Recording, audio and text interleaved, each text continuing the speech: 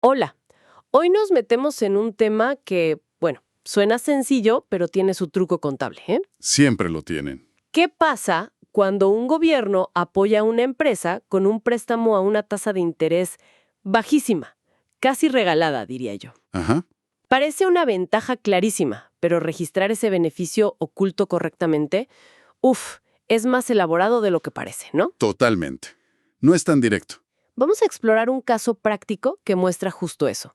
Nos vamos a guiar por la Norma Internacional de Contabilidad 20, la famosa NIC 20, La norma clave para subvenciones. Sí, que se ocupa de cómo tratar estas ayudas gubernamentales en los libros. exacto. La base de nuestra charla hoy es un caso preparado por Pascual Ayala Zavala. Se centra en una empresa, ICUPA Agro SAC, Un caso muy ilustrativo. y un préstamo gubernamental muy particular que recibieron. Así es. Hoy, entender bien a fondo cómo se mide y sobre todo cómo y por qué se reconoce contablemente el beneficio de esa tasa de interés preferencial a lo largo del tiempo. Porque no es inmediato. No es solo recibir el dinero y listo. Así que, bueno, vamos a desmenuzar este asunto. Dale, veamos. Pongamos el escenario. ICOPA Agro SAC recibe un préstamo del gobierno. Son S8000. Ok, Tienen 3 años para devolverlo. Hasta ahí, pues, un préstamo normalito. podría ser cualquier préstamo. Pero aquí viene el detalle clave. La tasa de interés es solo del 3% anual. ¡Wow! 3%. Una ganga, ¿no? Si consideramos que para un préstamo similar sin la ayuda del gobierno, la tasa de mercado sería del 13% anual. Una diferencia enorme. Del 3 al 13. Claramente esto es más que un simple préstamo, o sea, hay una subvención ahí metida. Exacto. Y es precisamente esa diferencia, ese beneficio económico real, lo que la NIC 20 nos dice. Ojo, esto no se puede ignorar. Hay que hacer algo con eso. Hay que cuantificarlo y registrarlo. Sí. Vale.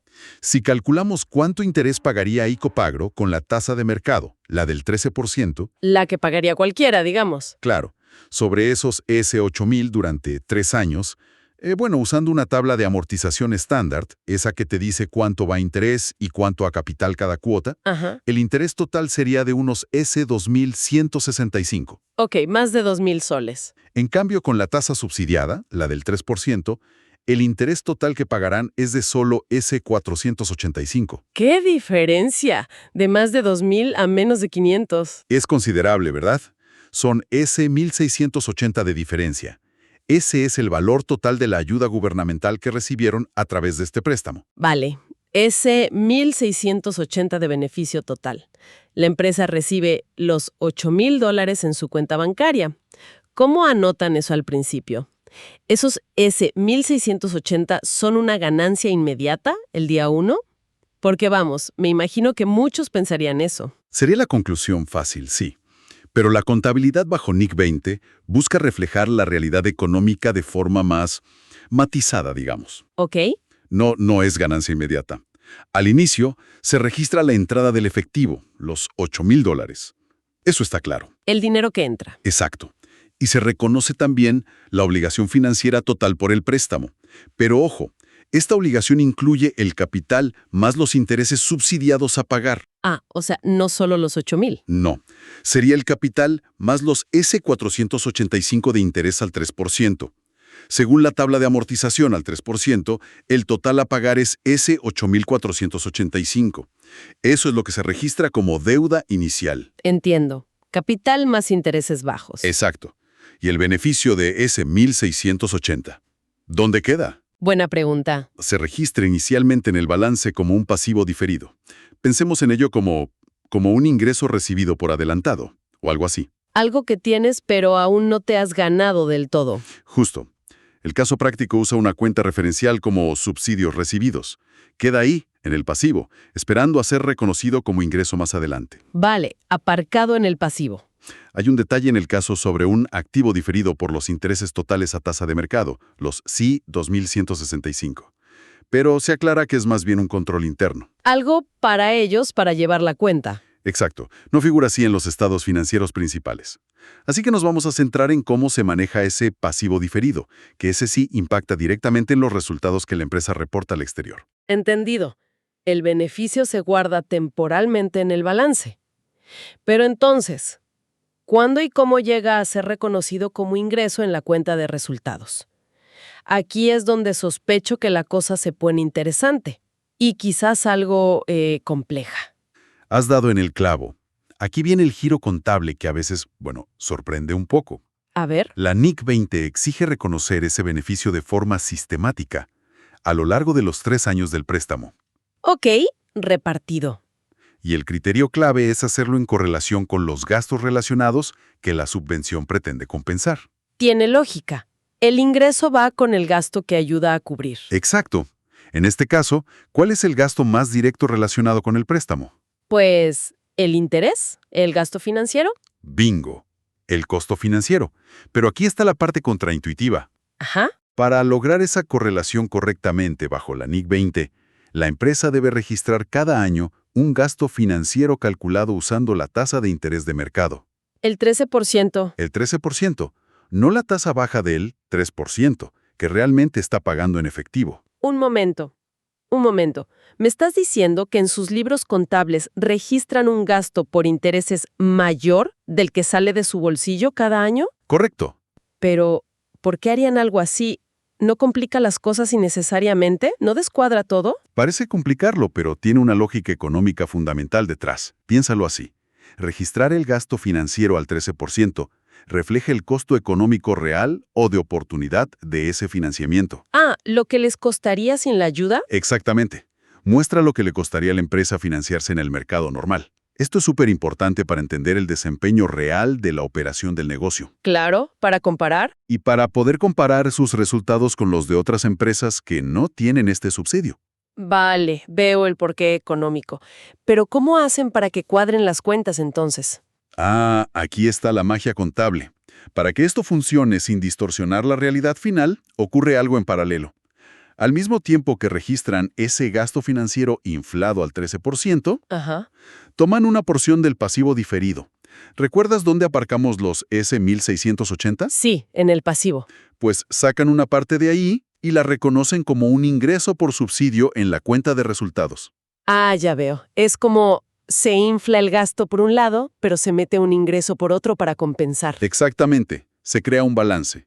Veamos el año 1 como ejemplo claro, que siempre ayuda. Perfecto. Calculan el gasto financiero al 13% sobre los S8000 iniciales.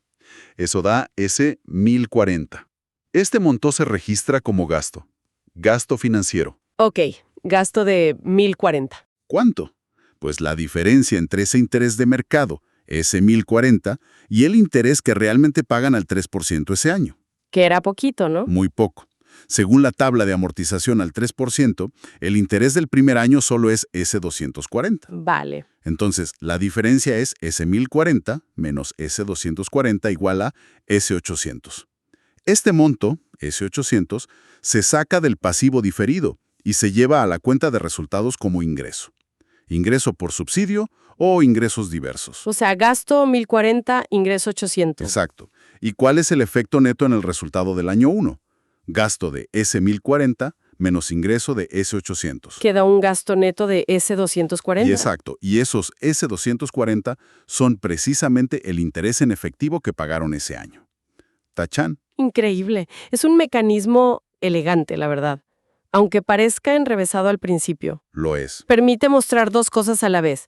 El coste real de financiarse si no tuvieran ayuda El 13%. y el beneficio de esa ayuda neutralizando gran parte de ese coste. Y al final, el resultado neto refleja el flujo de caja de intereses, pero la composición del resultado cuenta una historia mucho más completa. Exacto. Has captado la esencia perfectamente.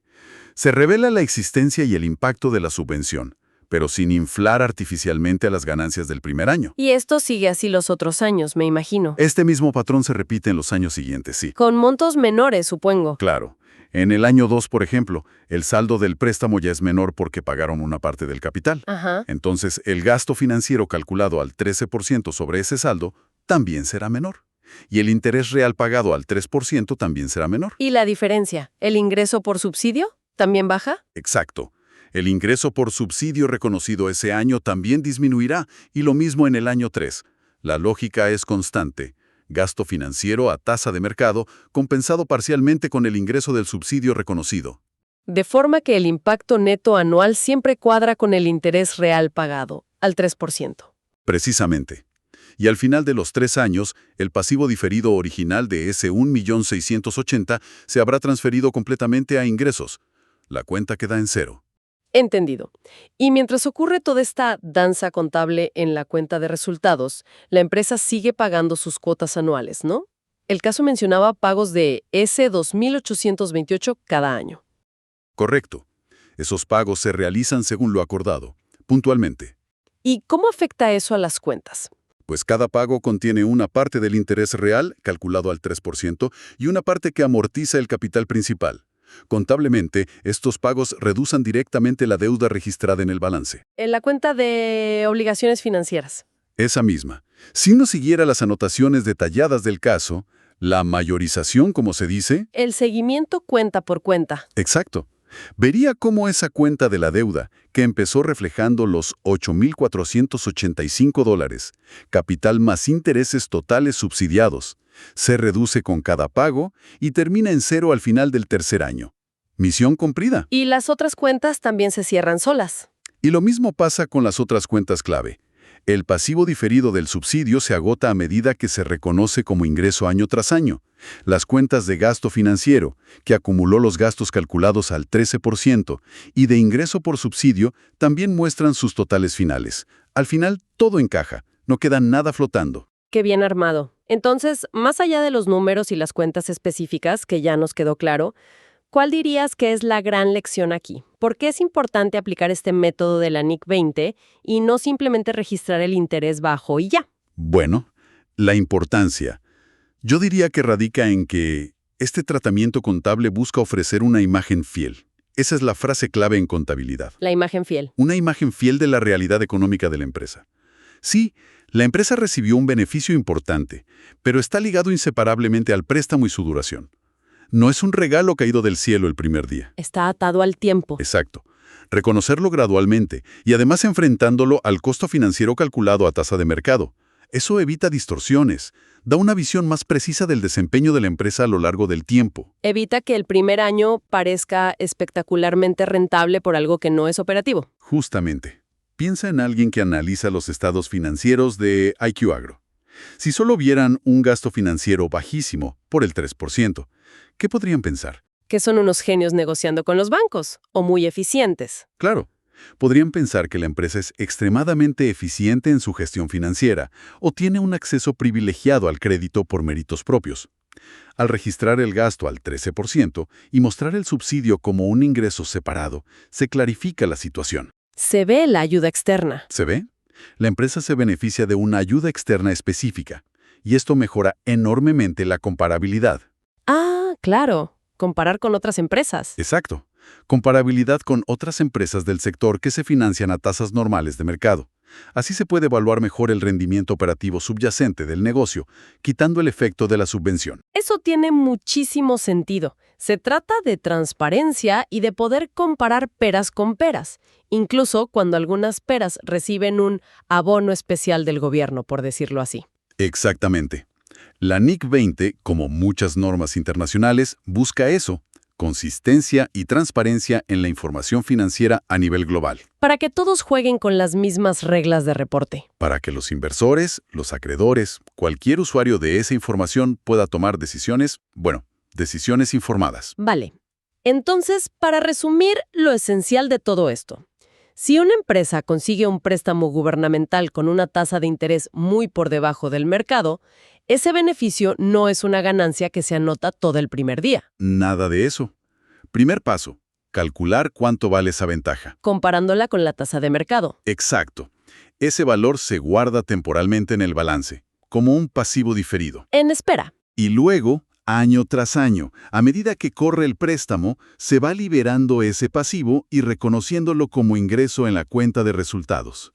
Y ese ingreso ayuda a compensar un gasto financiero que, contablemente, se calcula a la tasa de mercado, la más alta.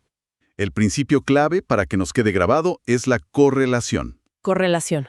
Conectar el ingreso de la subvención con los costos que ayuda a cubrir, en este caso, el costo financiero. Esto da una imagen más equilibrada, más representativa del rendimiento y la posición financiera de la empresa a lo largo del tiempo. Muy, muy claro. Hemos profundizado bastante en este ejemplo de préstamo con tasa subsidiada. Me queda claro, pero imagino que las ayudas del gobierno no siempre vienen así, ¿no? Como un préstamo barato. Ciertamente no.